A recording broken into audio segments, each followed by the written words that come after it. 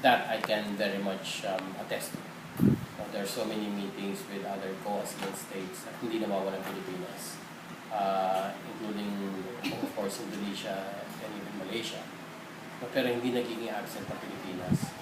Pero in terms of implementing na yung mga bagong napag-usapan, hindi ko masagot ang direction, hindi ko kasi masyadong nakikita. No? Kung hanggang isang extent na ba yun na implement natin. Kasi hindi sa masyadong, again, with the issue that you have, the issue na concerning nyo. The ASEAN remains to be a body na vague pa rin yung, despite the fact na matanda na itong organization, even older than the OWAS, vague pa rin kung ano ba talaga yung pinakasilbi niya sa mga membro niya. No? Nandun pa rin tayo sa process na pinabubuti ang ASEAN. Pero again, as I've said, hindi pa rin malinaw kung ano ba talaga yung ako gusto kong gamitin salita yung silbi niya sa bawat bansa. Hindi yung direction niya. Meron siyang inaisulat na direction. Pag tinaype mo yung ASEAN sa Google, boom! And there's so many papers written about the ASEAN. Done in UST, UP. You go to the UP library where there's a whole section about the ASEAN. Pero again, going back, they pa rin on the actual working going. We are a block, pero you don't huwag ka makikialam sa mga nangyayari dito sa loob.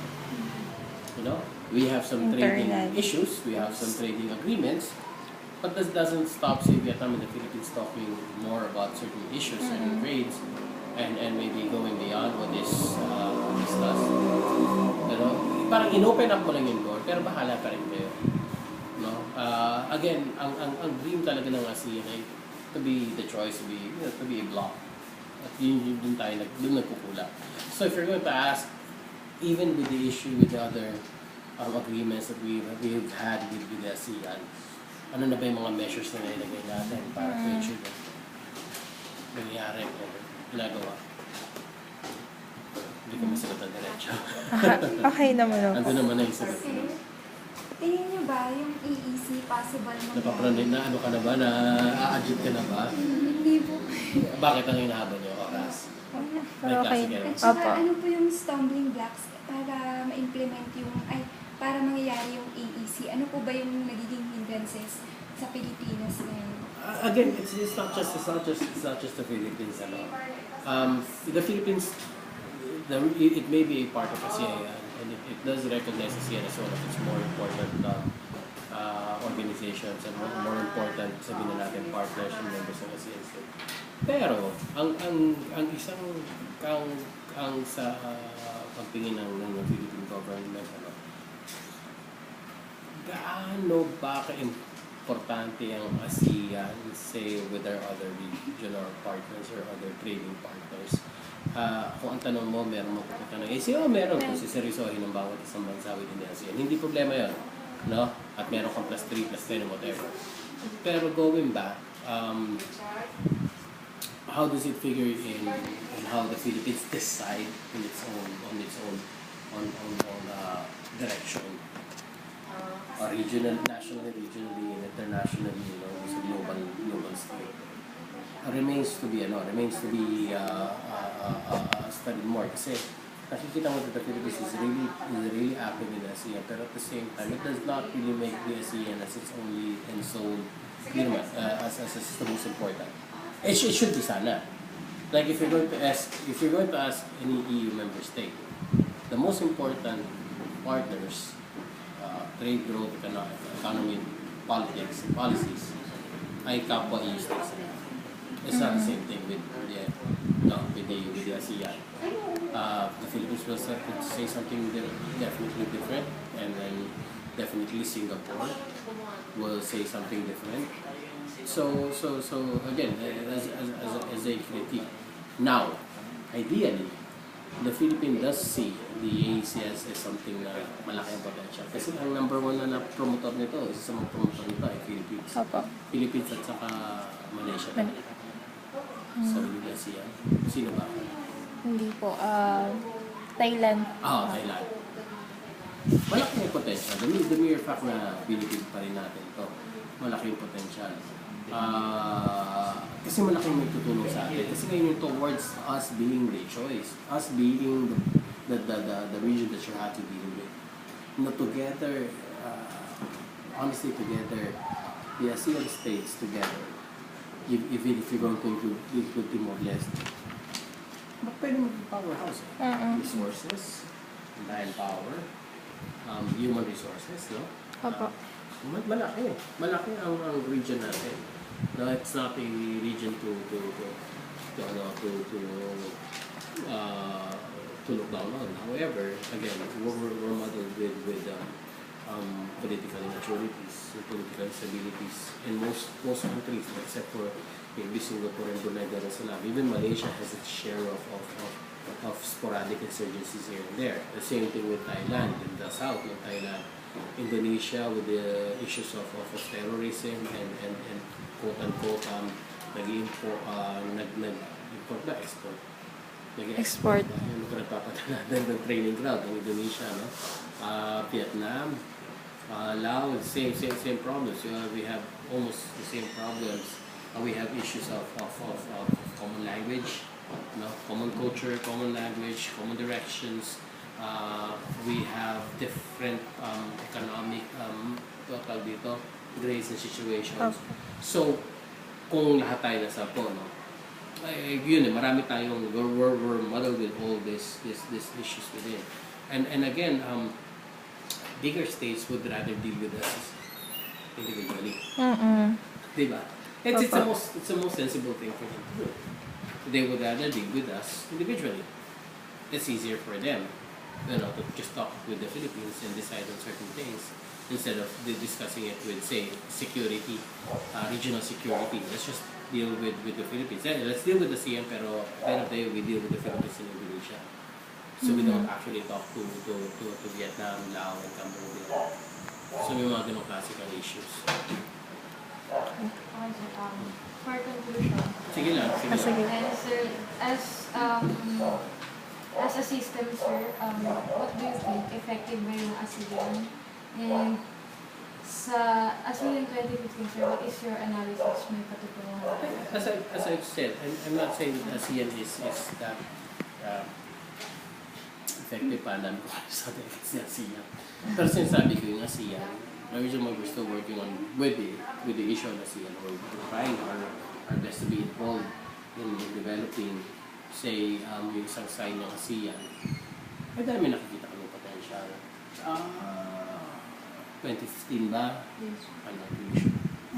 I'm not really sure. 2 years na lang 2015. May change of government tayo sa 2016, and actually, ang daming countries ang may change of government sa ASEAN 2015 and 2017. I don't know about 2015. I'm sorry. I really cannot say na by 2015 we realize yung mga gusto natin. Alam mo, it's the same dreams that they have in the 1990s. The 1990s when ASEAN became bigger. And they realized in the 2000 na sandali, hindi pa pala mangyayari. And even between 2005 to 2010, nagkaroon ng maraming problema.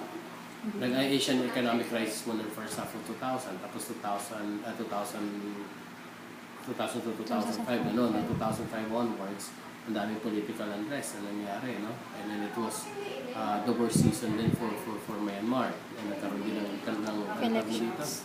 Kailan nangyari yung cyclone sa Myanmar? It was during those days then. The ASEAN wasn't able to figure in as a very influential, very helpful body. Despite the fact that you would have expected when the cyclone hit Myanmar, it's the first to be there are the ASEAN countries. Like, with whatever the problem between Greece and Turkey, whenever earthquakes happen in Greece or Turkey, the first ones to be there are either the Greeks or the Turks. Kaya haba na ng awin ng dalawang mga. Pero alam mo yun, ay maganyan. Yun yung sinasabi ko. doon sa mga bagay na you would have expected the ASEAN sana to be involved, ay hindi na involved, no? Nagkagulo sa Thailand, we were watching it unfold before our very eyes, that's it. Walang active or proactive na mapagkilos within the other ASEAN states. That's what we're expecting sana. If we're going to 2015, okay, fine, let's go back. Usapang economy naman yan eh. Usapang trade. At the end of the day, you need security. You need stability for continuous trade. If you want to benefit sa trading with, say, Laos or Myanmar, kailangan may stability. Kung walang stability, how do we trade? You know, I would rather trade with some other regions where there's more security and stability, not just with the political situation, pero pati yung economic situation. So yun yung mga kailangan natin. So again, 2015, I don't know. Okay. Maybe beyond 2015 years. Is there a potential for ASEAN? There is. There always is. Okay. Isa lang.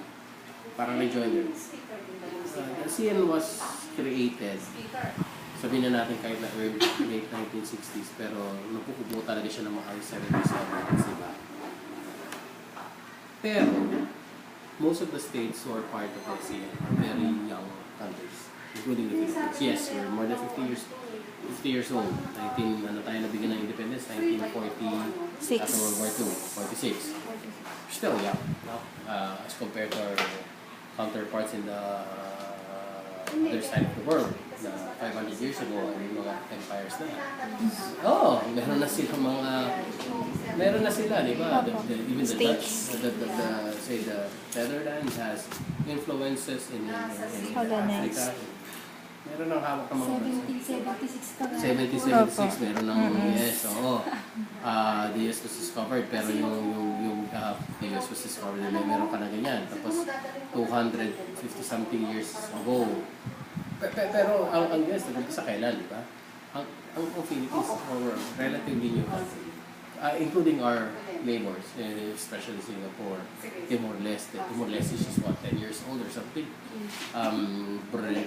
Again, we're new countries, so marami pa tayong dapat matutunan. Mabilis nga na lang ang pace ng development ngayon, pero marami pa tayong dapat matutunan. Kaya nga, very high ang hope natin para sa potential ng ASEAN as a bloc. So these are relatively new countries, and whether you would agree with me or not, the members of the ASEAN, the big five, and the other five included, have been making headways recently, in terms of being able to stand up sa mga other economic giants. We've had our little wins. Hindi naman tayo palaging nasa dehado, pero we've had our little wins. Vietnam from the Civil War is proving to be not such a weak country after all, no? Nagiging powerhouse na rin siya. In fact, malalamangan na niya Pilipinas. Sadly. The same holds true for Cambodia, no? Cambodia again is mired with so many problems, pero you're seeing a lot of growth and potential in Cambodia. So we are all growing, if not on the same pace, pero